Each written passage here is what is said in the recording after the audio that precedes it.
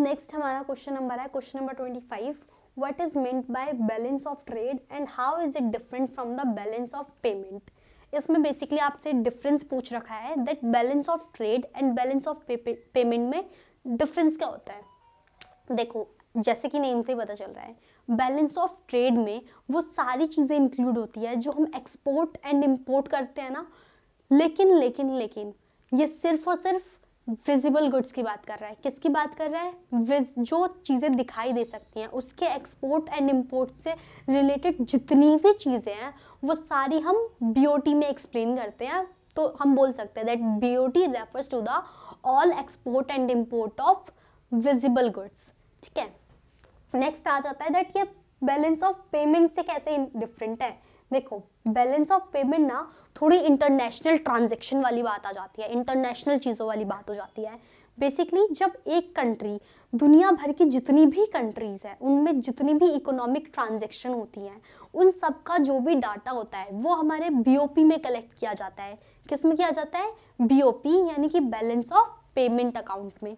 तो basically BOP क्या हो गया हमारा? एक वाइड कॉन्सेप्ट हो गया, ब्रॉडर कॉन्सेप्ट हो गया बेसिकली। ठीक है, क्यों? क्योंकि इसमें हम इकोनॉमिक ट्रांजैक्शंस रिकॉर्ड करते हैं जो हमने दुनिया भर से किए होते हैं, और जितने भी हमारे इकोनॉमिक ट्रांजैक्शंस होते हैं वो हम बीओपी में इंक्लूड करते हैं। ठीक है, बट बीओटी में हम सिर्फ export and import export and import की बातें करते हैं। तो हम बेसिकली अगर बीओटी से आपका एसेशन रीजनिंग में ना एक बड़ी कॉमन लाइन है, difference between and export and import is known as BOT. एसेशन में ज़रूर पूछा जाता है तो ध्यान रखना। अगर आपसे एसेशन में ये पूछ लिया गया तो बताओ डिफरेंस जो होता है एक्सपोर्ट एंड इम्पोर्ट का, क्या बीओटी वो है? तो लिख के आना ट्रू, यानी कि हाँ ये सही, बिल्कुल सही लाइन है। दैट आपका जो डिफरेंस होता है एक्सपोर्ट एंड इम्पोर्ट का, आप उसको बीओटी बोल सकते हो, बिल्कुल बोल सकते हो। बीओटी में सिर्फ और सिर्फ विजिबल गुड्स इंक्लूड होती है, यानी कि वो चीज़ें जिसको आप देख सकते हो। ठीक है, बट जो बीओपी है उसमें visible as well as invisible चीज़ें भी इंक्लूड होती है। अब इनविजिबल इन द सेंस वो चीज़ें नहीं जो हम ऐसे दिखाई ना दे, कोई और दूसरी दुनिया समथिंग, अगर तुम समझ रहे हो तो वैसा नहीं। यहाँ पे इनविजिबल वर्ड का मतलब होता है सर्विसेज, यानी कि बीओटी में जहाँ हम सिर्फ और सिर्फ गुड्स की बात कर रहे हैं, एक्सपोर्ट एंड इम्पोर्ट के डिफरेंस की बात कर रहे हैं, तो वो सिर्फ और सिर्फ हम गुड्स के तौर पे कर रहे हैं।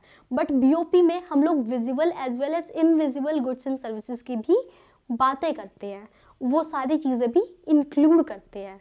ठीक है, तो यहाँ पे हमारे 3 पॉइंट्स कवर हो गए। देखो यहाँ पे मैं छोटा सा कॉलम बना देती हूँ जिसमें आपको पता चल जाए बीओपी एंड हमारा ये बीओटी। बीओपी में हमारा क्या क्या इंक्लूड हो रहा है? बीओपी में हम जितनी भी इकोनॉमिक ट्रांजैक्शंस करते हैं रेस्ट ऑफ द वर्ल्ड से, वो सारा हमारा बीओपी का कलेक्शन है। बीओपी क्या है? एक ब्रॉड कॉन्सेप्ट है, एक बहुत बड़ा कॉन्सेप्ट है।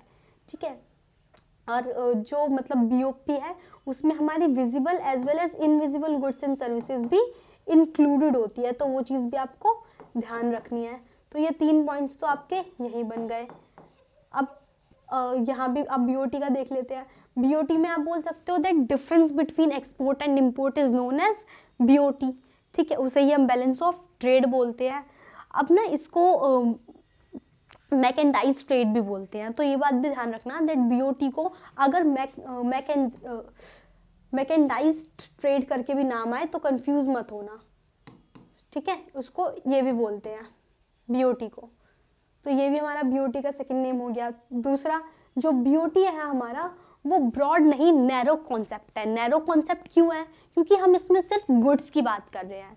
ठीक है, इसमें हम सर्विसेज इंक्लूड नहीं करते हैं, इसमें हम सिर्फ गुड्स की बात कर रहे हैं, इसीलिए बीओटी क्या हमारा एक नैरो कॉन्सेप्ट है। तीसरा पॉइंट क्या हो गया? दैट इसमें हम लोग सिर्फ और सिर्फ विजिबल गुड्स की बातें करते हैं, यानी कि वो चीज़ें जिन्हें हम देख सकते हैं सिर्फ वही हमारी बीओटी में इंक्लूड होती है। अब आपको डिफरेंसेस हमेशा इस चीज़ का ध्यान रखना है दैट पहली बात तो डिफरेंसेस कोई भी पैराग्राफ में नहीं लिखेगा, नंबर कट जाते हैं। तो आपको डिफरेंसेस किस में लिखने हैं? पॉइंट्स में लिखने हैं। ठीक है, point number 1, point number 2, point number 3। दूसरी चीज़, बच्चों की तरह एक एक लाइन वाले पॉइंट्स नहीं देने, यानी कि कई बच्चे क्या करते हैं, उनको पता होता है डिफरेंसेस कैसे लिखने हैं, उनको एग्जैक्टली पॉइंट्स भी माइंड में होते हैं, बट वो लोग गलतियाँ क्या करते हैं, ऐसे एरो बनाया, 1-2 शब्द में निपटा दिया। वो ठीक है, तुम लोग शॉर्टकट मार रहे हो, but if you have 3 hours, 3 घंटे का पेपर है आपके पास, आप प्रॉपरली एटलीस्ट 1.2 लाइन का तो लिखो। है ना, 12th स्टैंडर्ड के बच्चे हो तो दिखाओ टीचर को दैट हम 12th स्टैंडर्ड के बच्चे हैं, एटलीस्ट एक पॉइंट आपका 2 लाइन का होना चाहिए, ठीक है। नंबर दो ही मत टीचर को नंबर कट करने का, ठीक है। नंबर कट करने के चांसेस उनके पास हो ही ना, बिल्कुल एकदम ऐसे आंसर फ्रेम करके दो कि आपके फुल नंबर आए। मैं आप लोगों के लिए एक वीडियो भी लाऊंगी जिसमें मैं आपको बताऊंगी दैट आपको आंसर्स कैसे फ्रेम करने हैं, न्यूमेरिकल्स कैसे सॉल्व करने हैं, तो उन सारी चीज़ों पे भी हमें पूरी तरीके से फोकस करना है। ओके, तो ये हमारे ब्रह्मास्त्र क्वेश्चंस इसी के साथ कंप्लीट हो रहे हैं। मैक्रो इकोनॉमिक्स हमने इसी के साथ अच्छी तरीके से पढ़ लिया, उसमें जितने भी इंपॉर्टेंट चीज़ें थी वो सारी मैंने आपको इस सेशन में कंप्लीट करवा दी है। अब मिलते हैं हम लोग हमारे नेक्स्ट सेशन में।